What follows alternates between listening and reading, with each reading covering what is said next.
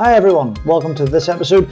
In this episode we're going to take a look at the expansion of the universe through the lens of our Doppler shift equations. So if you haven't looked at the video that I did on Doppler shift equations, go and look at that now, then come back and watch this one. Otherwise this is going to make very, very little sense.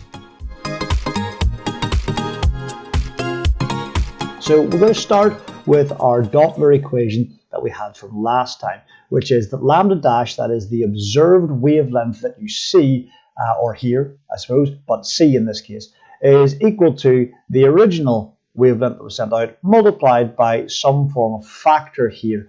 And that factor depends on whether or not the object is moving away from you or towards you. In this case, the object is moving away because we've got a plus sign here, and therefore lambda multiplied by a number larger than 1 is going to give me lambda prime. Therefore, my wavelength is going to appear stretched. So we're getting a redshift phenomenon.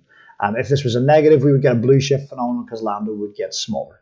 But since we're going to see that most of the objects in the sky are moving away from us, that is, that galaxies are moving apart, we're generally looking at redshift here. We're looking at objects moving away from us.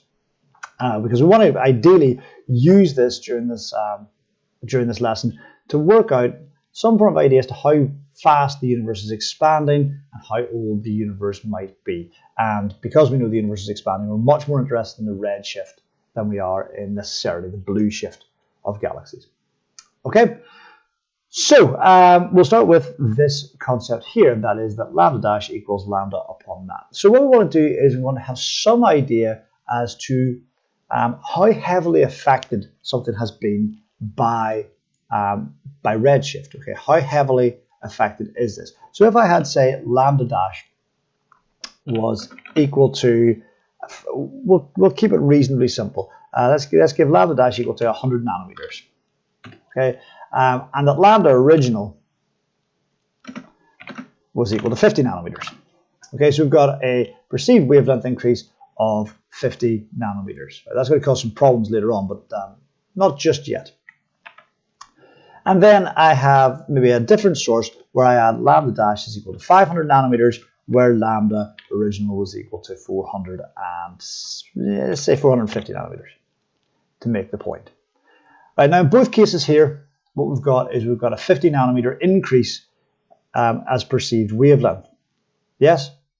But I'm hoping that you can see that this object here has been much more greatly affected by redshift than this object here. But even though the increase is 50 nanometers, the percentage increase here is 100%. It's become twice as long, whereas the percentage increase here is what, about 11%, something like that. Okay, it's not a huge increase. So giving solid numbers by how much you increase your wavelength gives you an idea. Yes, you've certainly been redshifted, but it doesn't give you an idea as to how heavily redshifted you've been and how fast you would have to be going to do that. Because for this to happen, this number here has to essentially be 2. Right? The astute amongst you will see some problems here straight away, but we'll come back to that. But this number will have to be 2 because lambda multiplied by 2 would give you lambda dash. Whereas for this one here, lambda, this factor in here would just have to be 1.11, which means that Vs needs to be much smaller to give that extra 0.11 versus giving an extra 1. All right, so in this situation, this object here has been less affected by redshift than this object, even though they're both exhibiting 50 nanometer changes. Right, so we're really looking at a percentage more than we're looking at the actual absolute increase in wavelength.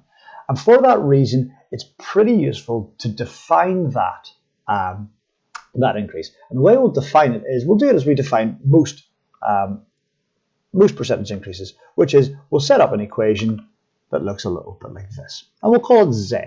We call this the redshift parameter Z, or the Z parameter for cosmological shift, which is that Z is equal to delta lambda over lambda. That is, that it's the change in wavelength.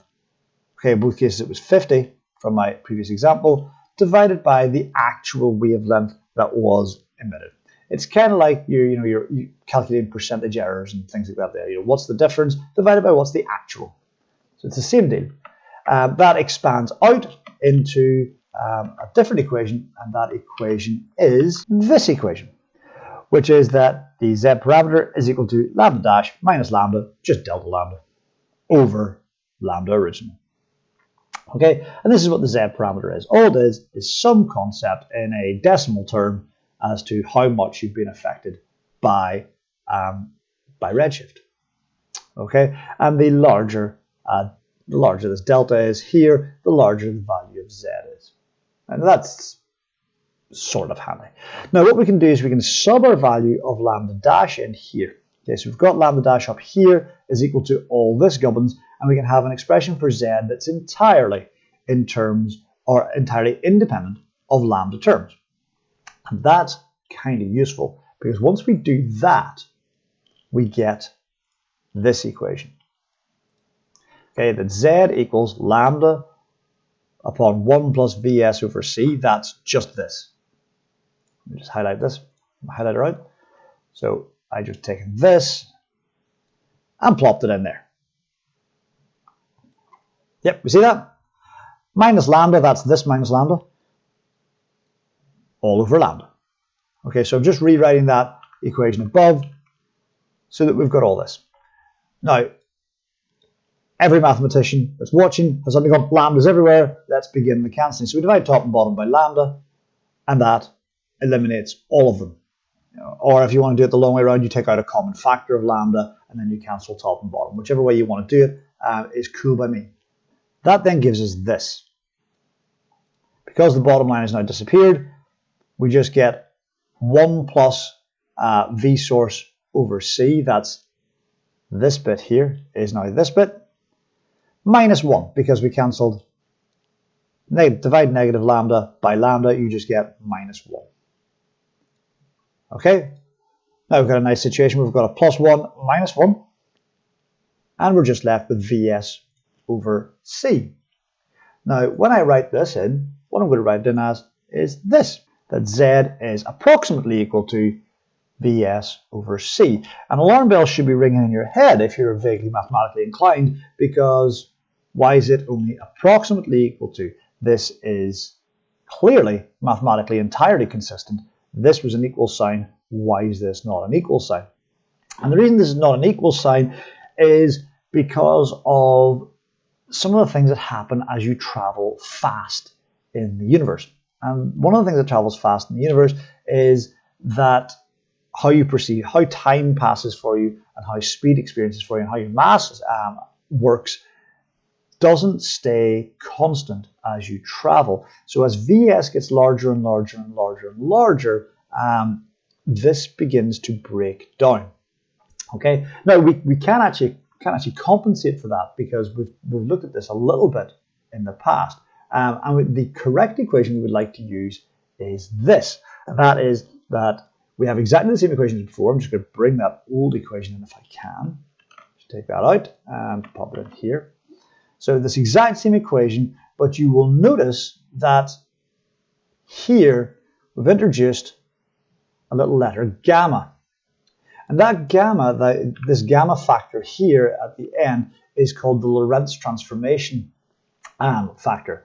Okay, and the Lorentz transformation factor is this, which is not too bad. It's just that 1 over the square root of 1 minus v source squared over c squared for when we're talking about an object traveling at the speed of traveling near light. Now, the reason we leave it out most of the time is that most objects have vs, their actual velocity as they travel through space is very, very small. You know, even if it's what we would consider to be large, say, even a couple of thousand meters a second, square that and then divide it by the speed of light squared, which is 9 by 10 to the power 16. That's a pretty big number. And what you end up with is this bit here, this v squared s over c squared, ends up being pretty much next to 0. And when you square root pretty much next to 0, you get even pretty much next to 0, if that's even an expression. So you do 1 minus almost 0, and you get 1, and you get 1 over 1, which is 1, and gamma becomes 1, and it just gets ignored. Right? Unfortunately, though, once we get up to speeds that are about 10% the speed of light or so, this gamma stops being just nothing. and becomes something that we're going to have to play with. So we end up with this situation here. And then once we do our lambda calculation, or lambda cancellation, which we can still do, we can absolutely do that, we end up with this equation, which looks very similar to the one we had before. But now, unfortunately, we can't just do 1 take away 1, because this is now gamma take away 1 upon Vs over C gamma. So what we do is we slightly rewrite this, and we write it as this. And this is just this with the 1 on the other side. Though a lot of the times that you're looking up Z parameters, if you're doing a bit of independent research, you will generally see it as quoted as 1 plus Z. This just ends up being the way you write things, as 1 plus Z equals, and then everybody knows that you're talking about Z, but it's got a 1 extra on the end of it, which allows this calculation to be just kept a little bit simpler, rather than to take away 1 from doing all this work. All right, now subbing back in our value of gamma and doing the necessary, what we end up with is we end up with something that looks pretty seriously large, but it's not a big deal. It's just, you know, there's maths. We get this. Okay, that 1 plus Z equals this bit here divided by our gamma factor here. Now, in the situation where this is basically 1, going through this whole process is just annoying. It's just pedantic. So we don't bother. We don't bother. And for most cases, when you're dealing with things that are Doppler shifting, it's fair enough to say that Z is approximately equal to Vs over C. All right. Now, why is that important? Well, the reason that's important is because that means that delta lambda over lambda is equal to Vs over C. And since you can measure delta lambda, you can measure lambda, and you know what C is, you can make a calculation for how fast the particular object is traveling away from you. And when that object is a galaxy, you now suddenly are able to work out what is the recession speed that this object is moving away from you. How fast is that particular galaxy disappearing from your view? Okay, so let's take a little example of that. Let's see if we can't just work that out a little bit better, rather than just pointing at equations and going, here, see. So let's imagine that we have a particular galaxy. That's a very large looking galaxy. Let's shrink that down a bit. All right, and that the galaxy has within it some light, and that light is traveling towards us. Okay, but because it's traveling towards us, but the galaxy itself is moving away from us, it's going to be subject to some redshift. That's the theory anyway. So we're going to put us here, and what is the least well-scaled diagram you will ever see ever. Okay, now let's imagine that this light was originally sent out at, let's say 350 nanometers, just for the sake of it. And it arrives at us with a wavelength of 378 nanometers, because why wouldn't we make maths difficult for ourselves?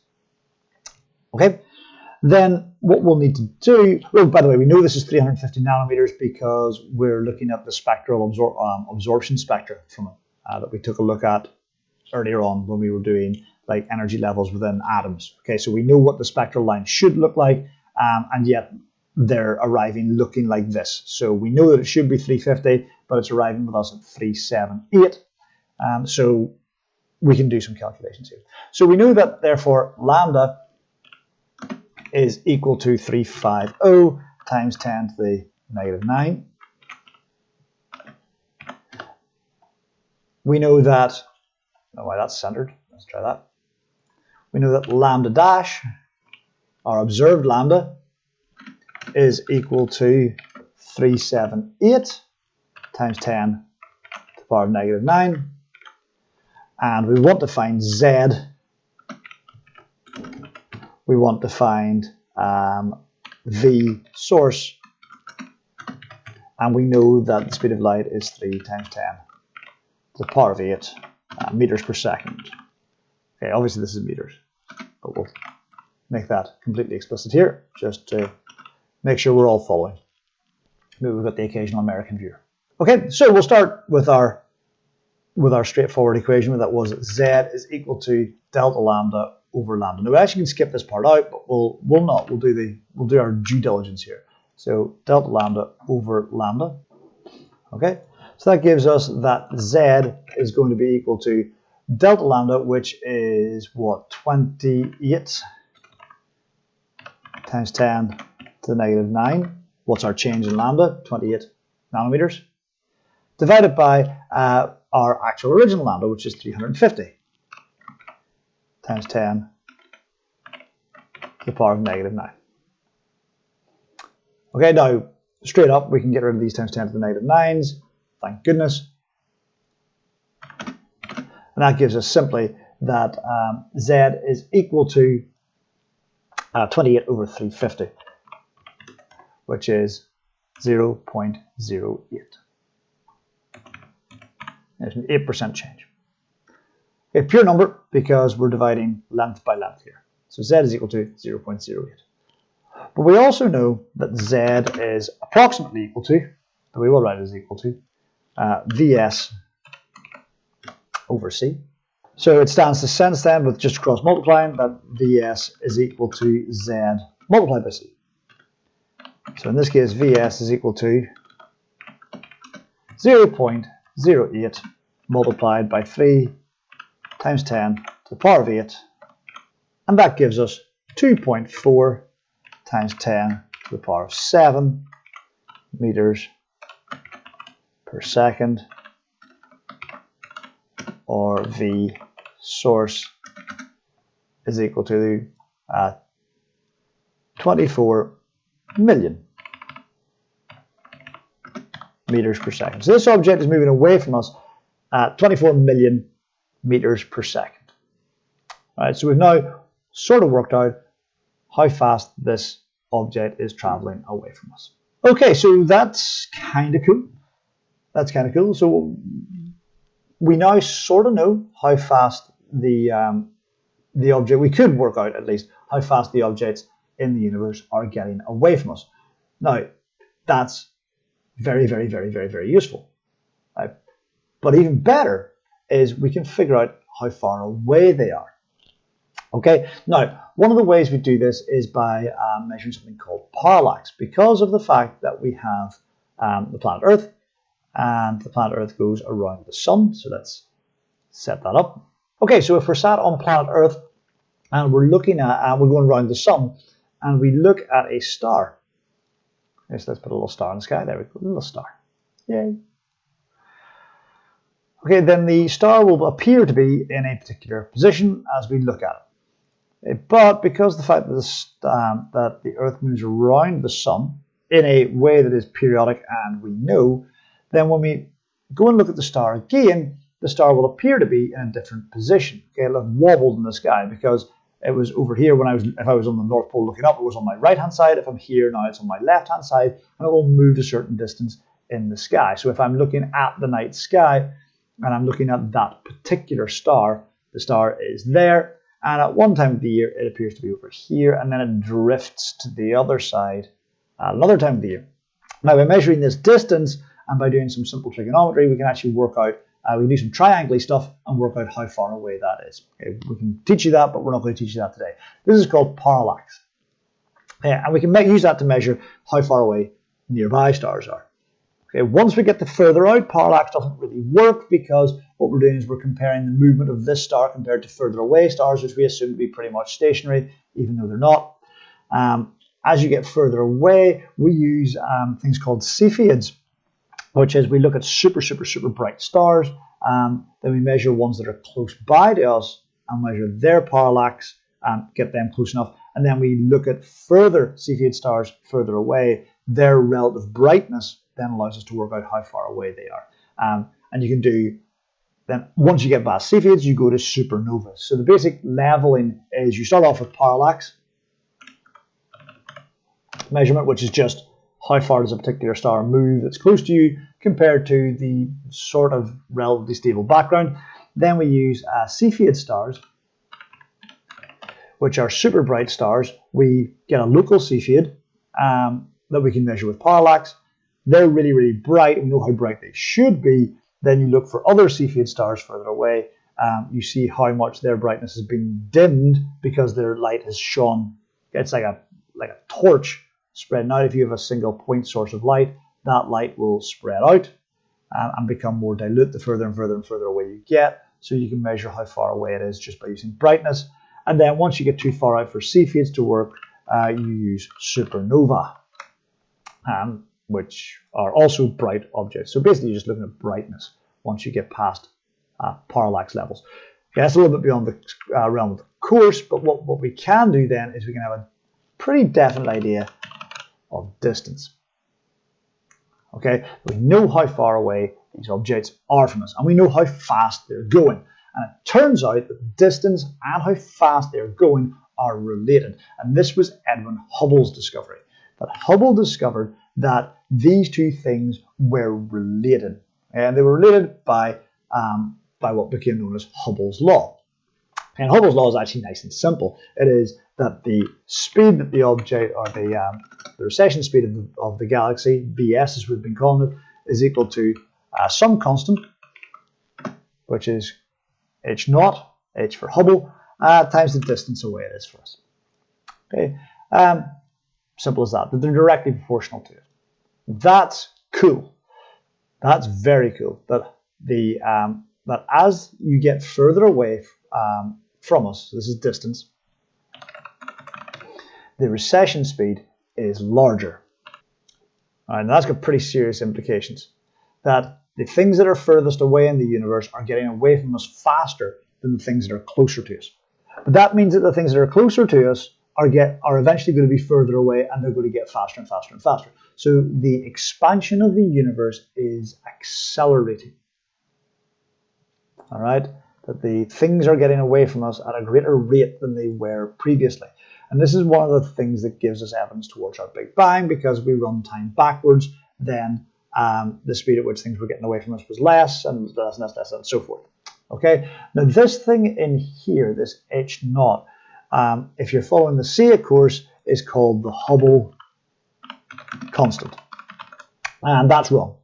Okay, but it is what it's called on the course. It is not a constant. It is a constant right now.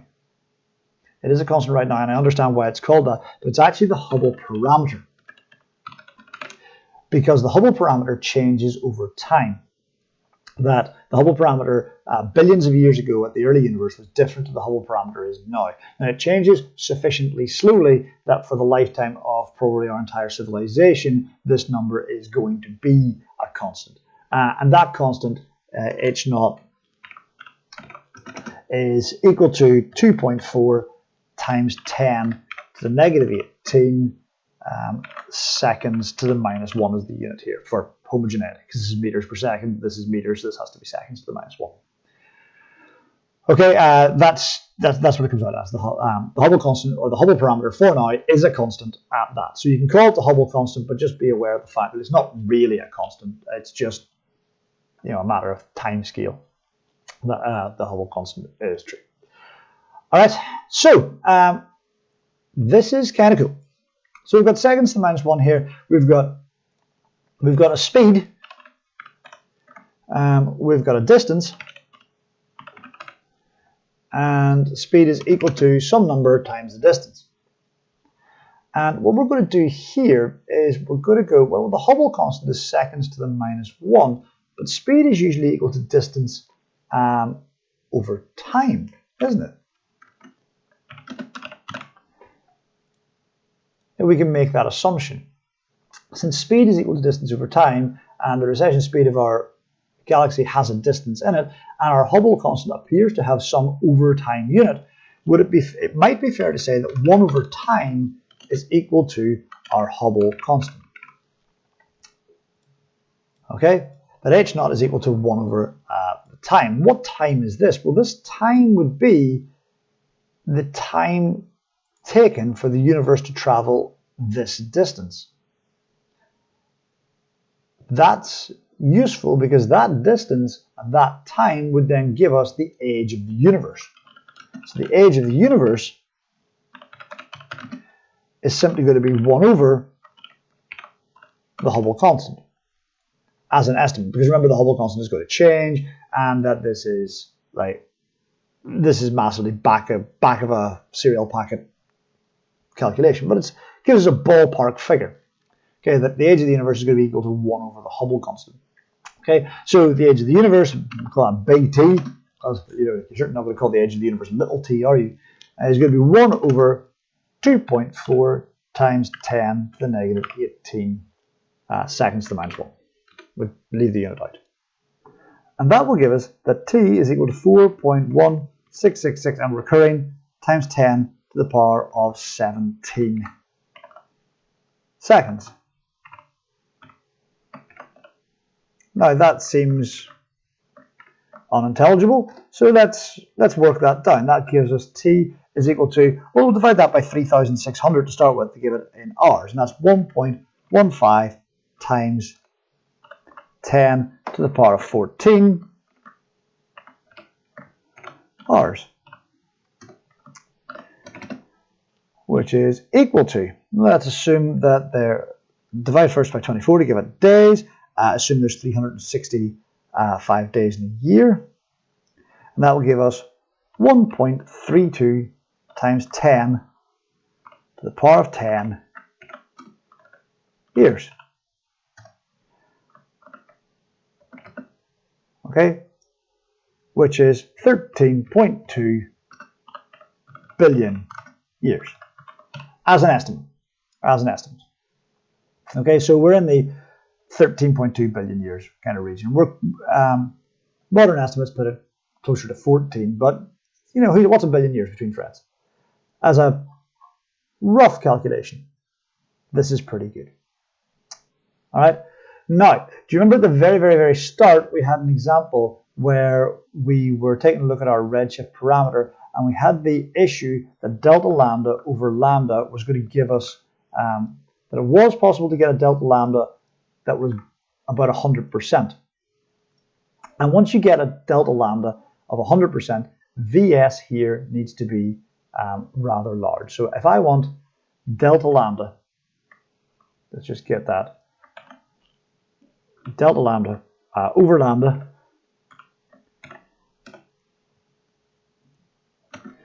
is greater than 1 is possible. Yep.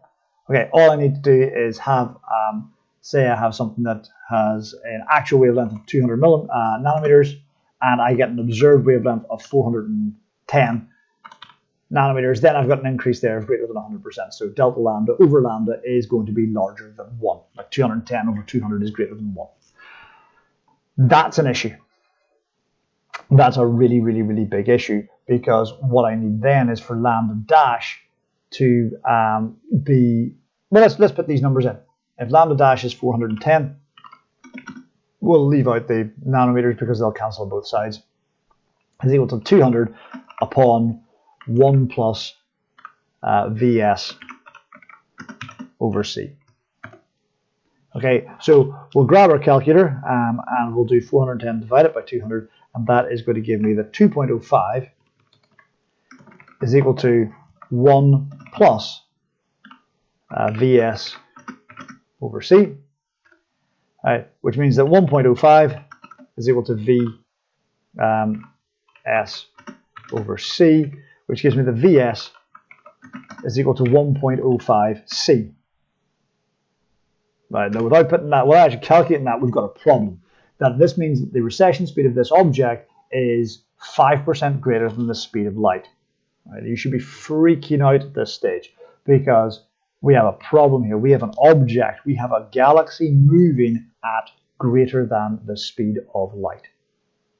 Okay, and we've discussed over and over and over again that the speed limit for everything in the universe is the speed of light.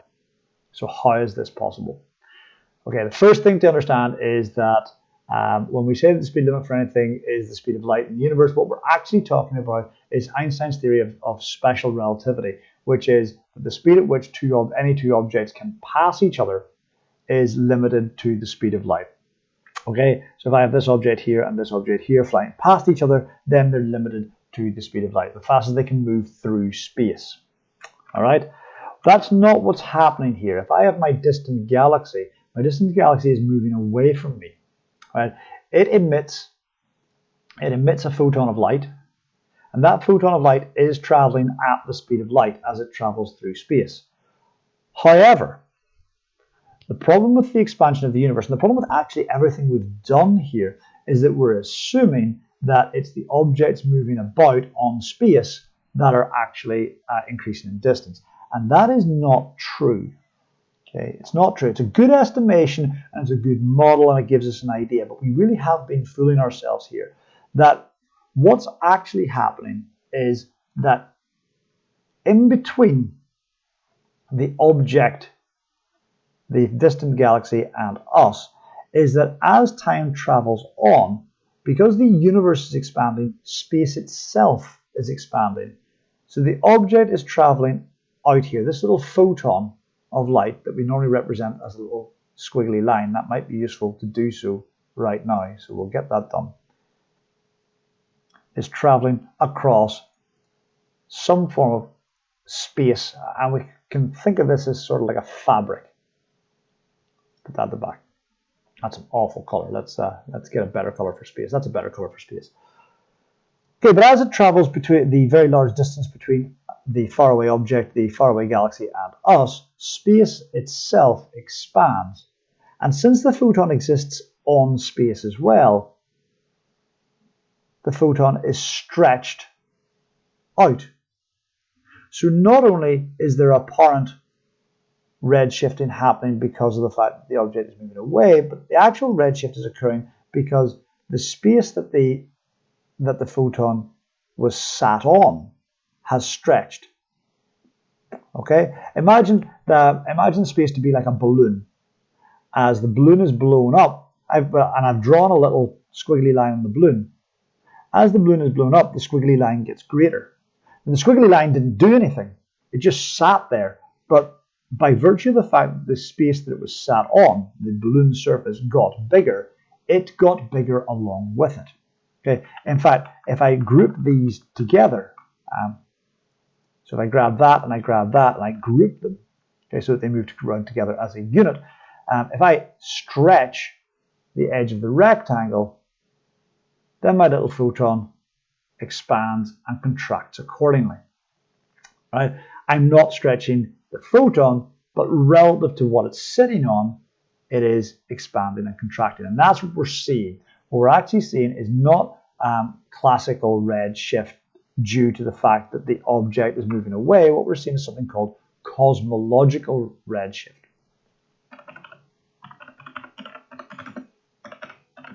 And the equations are the same, that Z is delta lambda over lambda, but what's causing it is different. That this thing is actually appearing to be longer in wavelength because the space that it's sat upon has stretched, and as a result, it has stretched along with the space. And why is that important? Well, that's important because the reason that we're not allowed to travel faster than the speed of light, or anything's not allowed to travel faster than the speed of light, is that because the Lorentz transformation factor becomes large and the square root becomes a negative. Now, the reason that we can't do this is because if we go back here to where we had our value of this, if Vs gets greater than C, then we get 1 minus a number larger than 1. And this bottom line becomes negative. And then we have to try and take the square root of a negative number, and that can't be done. Worse, when it is 1, we get the square root of 0, and we get 1 over 0, which is undefined. Okay, tending towards infinity as we increase Vs. Right, and that's got a problem because your mass tends towards infinity if you're traveling towards the speed of light, and the energy required to make it go at the speed of light tends towards the speed of light. But in this situation, because it's space itself that's expanding, space has no mass, and space is not bound by special relativity. It is in fact bound by general relativity, Einstein's later equations, which means that space is free to expand at whatever rate it wants.